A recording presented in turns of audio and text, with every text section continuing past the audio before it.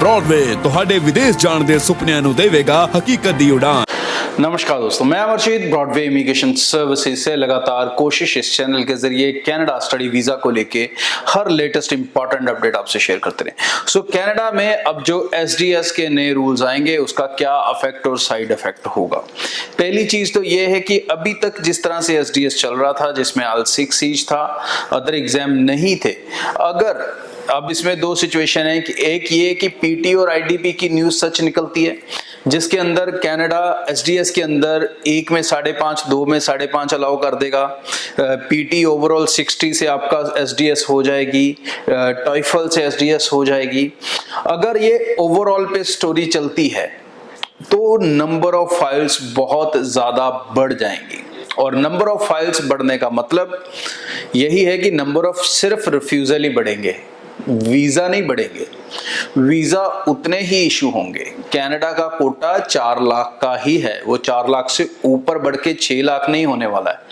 तो होगा क्या, होगा ये कि एक्चुअली कुछ भी नॉन एसडीएस फिर उसके बाद रह ही नहीं जाएगा। उसके बाद जो भी होगा वो शायद सिर्फ एसडीएस ही बच गया, उसमें नॉन एसडीएस तो बचा ही नहीं। अगर 6 ओवरऑल पे चला गया तो फिर नॉन एसडीएस में कौन रह गया, और अगर पीटी 60 ओवरऑल पे बात चलेगी तो फिर नॉन एसडीएस में कौन रह गया। अगर टॉइफल 83 ओवरऑल पे बात चलेगी तो फिर नॉन एसडीएस में बचा क्या। तो मतलब नॉन एसडीएस नाम की कोई चीज ही नहीं रहेगी, ये तो सारा कुछ एसडीएस हो जाएगा। तो अगर ये सारा कुछ एसडीएस होता है तो जितनी नंबर ऑफ फाइल्स हैं वो तो बढ़कर हो जाएंगी डबल ऑलमोस्ट, और नतीजा क्या होगा, वीजा कम और रिफ्यूजल ज्यादा दिखेंगे।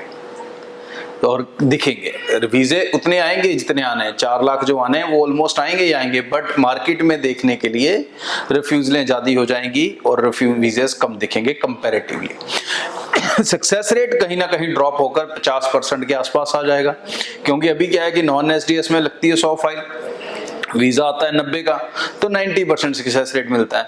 अब जब उसी के अंदर एसडीएस की फाइल और नॉन एसडीएस की फाइल एक ही पैकेट में चले जाएगी तो फिर रिफ्यूजल तो बढ़नी है। वीजा तो 8 लाख नहीं कर रहा कनाडा, तो ये जो मेस है ये हो सकती है आने वाले दिनों में। अब उसके अंदर इंपॉर्टेंट क्या रह जाएगा, उसके अंदर फिर यही इंपॉर्टेंट रहेगा आपका प्रोफाइल। जैसे दूसरी कंट्रीज वीजा इशू करती हैं, जैसे यूके करता है, जैसे ऑस्ट्रेलिया करता है, जिसके अंदर ऐसी कोई कैटेगरी नहीं है, फिर उसके अंदर क्या होता है, प्रोफाइल असेसमेंट के बेस पे वीजा आते हैं। और अगर आप कनाडा की पिछले साल 1.5 साल की हिस्ट्री को ट्रेस करोगे तो आप देखोगे कितने ही वीजास प्रोफाइल्स के कारण रिफ्यूज होने शुरू हो गए थे, बहुत सारे। खासकर वो बच्चे जिनके किसी एक सब्जेक्ट में मार्क्स कम होते थे वो फंस जाते थे, वो बच्चे जिनके फंड्स नहीं होते थे वो फंस जाते थे, जिनकी इनकम सही बार नहीं होती थी कई बार उनको रिफ्यूजल आते थे। तो ये एक सिचुएशन कनाडा ने क्रिएट की है। इससे जो मुझे लगता है भाई आने वाले दिनों में कनाडा ने तो ये सोचा कि भाई नॉन एसडीएस में भी हमें फाइलें प्रोसेस करनी पड़ती हैं, एसडीएस में भी फाइलें प्रोसेस करनी पड़ती हैं, पर ये बैरियर बनाने के कारण कई फाइलें बनने लगने से रह जाती हैं। बच्चे ऑस्ट्रेलिया की तरफ कर लेते हैं, यूके की तरफ कर लेते हैं, तो कम से कम फाइलें तो सारी लगने दो। अब सारी फाइलें लगने का फायदा क्या है, सिर्फ कनाडा एम्बेसी का फायदा होगा। वीजा अप्लाई होंगे, पैसे आएंगे, एम्बेसी फीसें जाएंगी, जीआईसी जाएंगे, फिर वापस आएंगे, फीसें जाएंगी, फिर वापस आएंगी, सब फॉरेक्स की इनकम क्रिएट होगी। तो ये जो सिचुएशन है इसको कनाडा कैसे हैंडल करेगा ये आने वाले दिनों में देखना होगा। बट एक चीज श्योर हो चुकी है कि अगर ये चीजें हुई और नॉन एसडीएस नाम की चीज खत्म हो गई उसके बाद, या ऑलमोस्ट खत्म जैसी हो गई, तो उसके बाद भाई जो वीजा आएगा वो सिर्फ प्रोफाइल पे आएगा।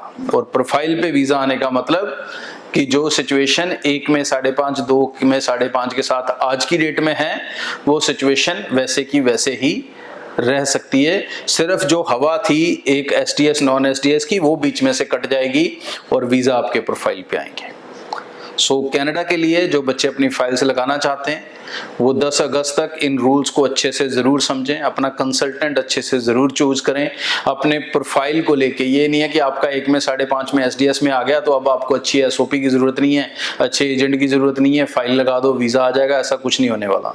सो you need to very much prepared, you need to very much bothered about your course selection, college selection, about your SOP, about your income and financial scenario. इन सब चीजों को लेके आपको पहले से भी ज्यादा सतर्क रहना पड़ेगा।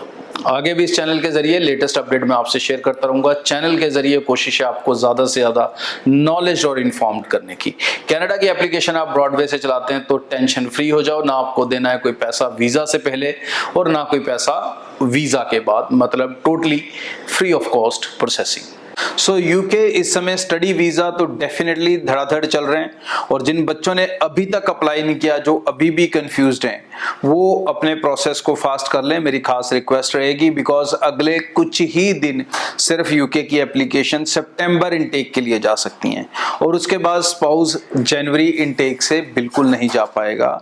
सो बेटर है टाइमली अप्लाई कर लो। ब्रॉडवे के साथ अप्लाई करते हो तो डेफिनेटली सबसे बड़ा बेनिफिट पैसे देने वीज़ा के बाद। दूसरी आज मैं आपसे जो इंपॉर्टेंट बात करने वाला हूं that is tyre 2 work permit, जिसके ऊपर बहुत सारे लोग अप्लाई कर रहे हैं। तो इसमें किन चीज़ों का ध्यान रखें, क्या लेटेस्ट स्टेटस चल रहा है, सक्सेस रेट क्या चल रहा है।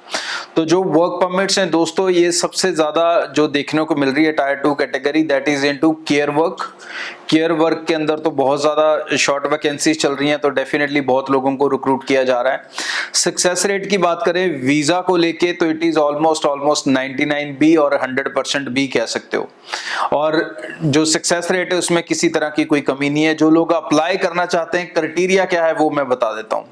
अगर आप एक ग्रेजुएट हैं और ग्रेजुएशन इंग्लिश मीडियम में हुई है तो आपको किसी आइल्स पीटी की जरूरत नहीं है। बट अगर आप ग्रेजुएट नहीं हैं या आपकी ग्रेजुएशन इंग्लिश मीडियम में नहीं हुई है तो आपको UKVI आइल्स 5 बैंड ओवरऑल स्कोर अचीव करना होगा, तो आप ये टायर 2 वीज़ा कैटेगरी के लिए एलिजिबल हो सकते हैं। मतलब बेसिक इंग्लिश की रिक्वायरमेंट इसमें रहती है, चाहे आप केयर वर्क में जा रहे हैं और चाहे किसी और प्रोफेशन में जा रहे हैं। और प्रोफेशन टू प्रोफेशन एम्प्लॉयर की तरफ से डिमांड ज़्यादा भी हो सकती है।